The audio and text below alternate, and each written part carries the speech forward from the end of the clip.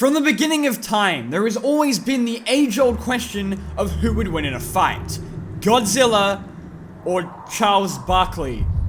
Yes, that is a real comic. What the actual fuck? Crossovers have been a thing for decades, combining the worlds and characters of completely different franchises and having a big ol' adventure with them. It's a simple enough concept, and it makes a lot of money. The appeal of them is always seeing two universes collide and seeing how they mix and meld, how the characters within them interact, and getting to witness some of your favorite characters working together side by side.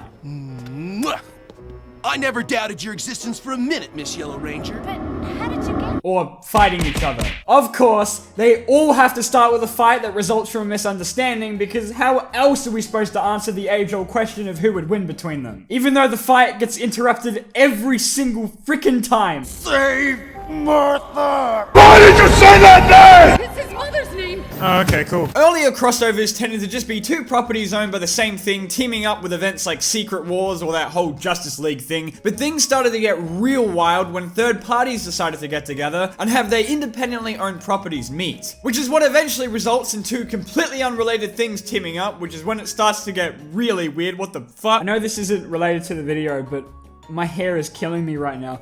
See, it's fine like that, but then when you point it that way, it kind of like slopes down. It's, oh my god, I hate it. Also, unrelated side note, but researching for this video was really hard because apparently a crossover is a thing that you do in basketball for some reason. Like, who gives a shit? One of the most classic examples of a large-scale crossover was King Kong vs. Godzilla, in which a gigantic nuclear-powered death lizard fights a large dude in a monkey suit, and the monkey wins.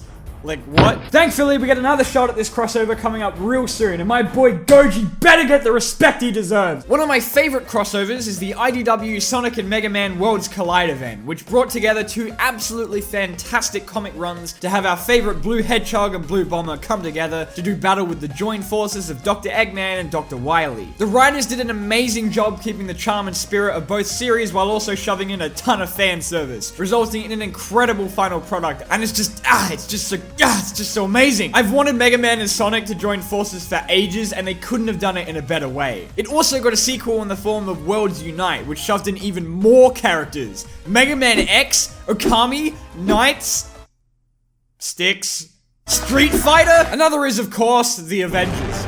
Duh. I mean, one of the biggest appeals to me with the original movie and even the Defenders with the Marvel Netflix shows was seeing all of these heroes you spend individual time with in their movies and shows together at last. It's just such an amazing feeling to see them sharing a screen. Now it's gotten even bigger and large scale with Infinity War with like a bajillion heroes being shoved in there. And how could I forget? Come on and slam! And welcome to the jam! Also, there was that time Scooby-Doo met John Cena.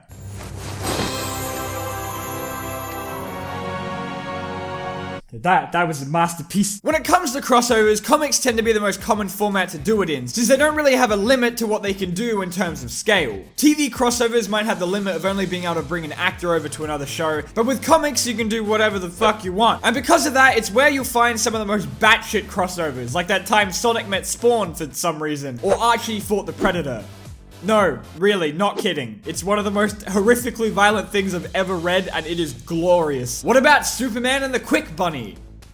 Superman and the Quick Bunny. There was a Punisher Eminem crossover. Like, what, guys, what are you doing? Oh, and that's not even to mention Batman, who has crossed over with basically everything that has ever existed. There's Batman with the Ninja Turtles, Batman and Alien, Batman and Predator, Batman and Judge Dredd, Batman and the Power Rangers, Batman and friggin' Elmo. Hi there, it's Elmo calling. Why did you say that name? When TV shows and movies do crossovers, they're often heralded as being these massive events, even if they end up pretty not good. One that you might remember from way back when is the Jimmy Timmy Power Hour, which not only brought together the worlds of Fairly Odd Parents and the most meme show of all time, but also swapped their animation styles of 2D and 3D, which is just a super freaking cool idea. The original Infinity War was Cartooner All-Stars to the rescue, where the villain wasn't a purple man with a glove, but instead drugs. Or like the literal living embodiment of them, who gets his ass kicked by this kid.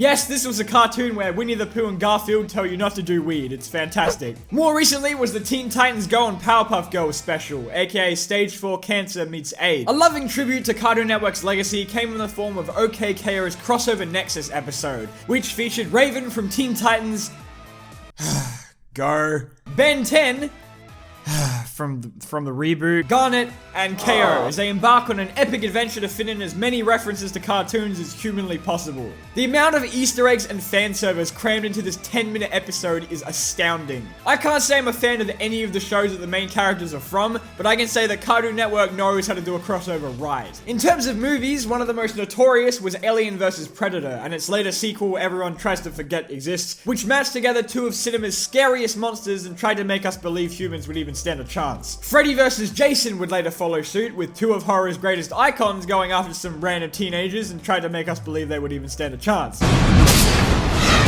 And to beat you all to the punch of the horrible, ambitious crossover jokes that I know for a fact you're all gonna make, the movies that actually are ambitious crossovers that throw together a gigantic amount of pop culture icons to fill entire worlds with them are always a spectacle to see, and are among my favorite crossovers ever, purely for the joy of just being able to spot your favorite characters in the background. Wreck-It Ralph, the Lego Movie, Who Framed Roger Rabbit, and Ready Player One. All of these large-scale films that bring a ton of characters together. I mean, seeing Voldemort and King Kong and a whole bunch more in the Lego Batman movie, a movie about Batman, which is completely nuts. And as I've said before, getting to see a Gundam battling Godzilla in Ready Player One was probably one of the best things I've ever seen in my entire life. It's just, Naturally, there have been a bunch of variations from the typical bring two characters together formula that a lot of crossovers follow. One example is Marvel and DC's 1996 Amalgam series, which took a very different route to the usual crossover and combined their characters together, literally fused them, leading to some very interesting combinations, such as Dark Claw, a Batman and Wolverine combination that makes me feel sorry for anyone who went up against him. Dr. Doomsday, pretty self-explanatory and adorable. Amazon, Wonder Woman and Storm. Spider-Boy, the very creative fusion of Superboy and Spider-Man. Doctor Strange Fate, being Doctor Strange and Dr. Fate because coming up with names is hard. And Super Soldier, a combination of Superman and Captain America to become the most American thing ever. And also, Lobo the Duck. This should not be allowed. DC and Marvel would later have more traditional crossovers, which was inevitable, but the Amalgam line was a pretty unique take on having these heroes meet. Even weirder than that, though, is Kingdom Hearts, perhaps one of the weirdest crossovers of all time, not just for the properties it throws together, but in the way that it does it. It isn't a simple Final Fantasy meets Disney characters. Kingdom Hearts establishes its own world and versions of these characters, with lore so complicated that trying to understand it should be its own 3-year course at university. But getting to see Goofy and Donald Duck fighting giant shadow monsters is so worth it. Video games are a great medium for crossovers, mainly with fighting games. Of course, the first thing that comes to mind with crossover games is Super Motherfucking Smash Bros, which in itself is an incredibly fun and exciting game to play, and one of my favorite series of all time. But one of its biggest appeals has always been its insanely massive crossover aspect. Beginning is but a humble game, bringing various Nintendo properties together that had never all been in the same game before, like Mario, Link, Samus, a horrific destroyer of worlds,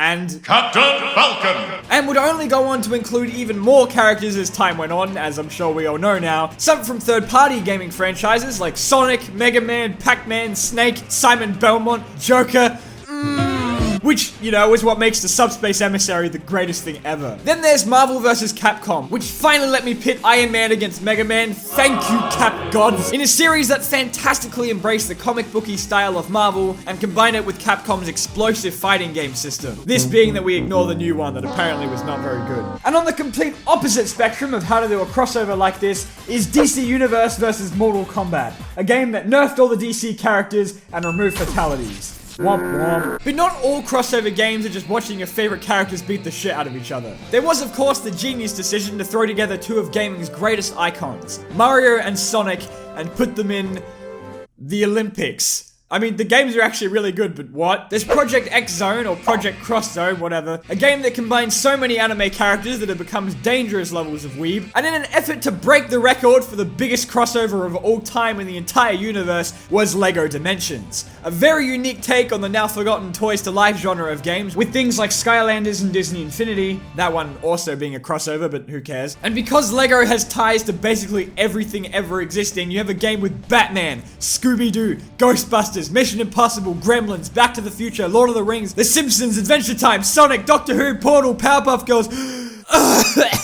Holy shit. Look, I was poking fun at that whole ambitious crossover thing before, but Holy crap. It's pretty amazing how back in the day, Batman meeting Spider-Man was completely unheard of. And now we're having some of the most gigantic crossovers ever, making some of those dream team-ups a reality. Crossovers are the best.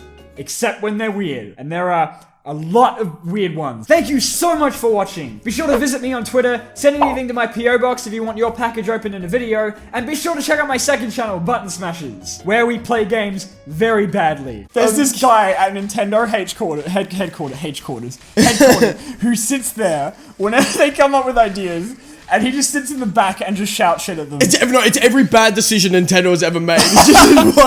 There's one dude. Guys! We should do the Wii, but again! Thanks, and see you next time.